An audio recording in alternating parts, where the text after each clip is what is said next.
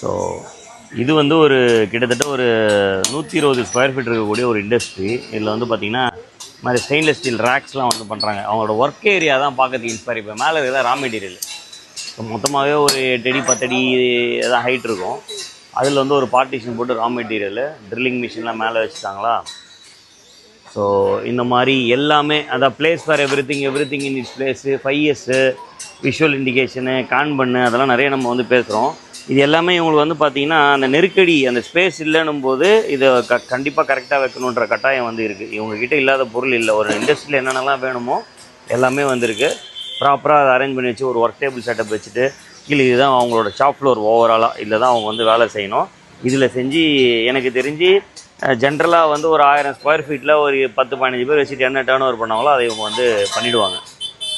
So sir தான் இந்த கம்பெனியோட owner. Good job G, thank you.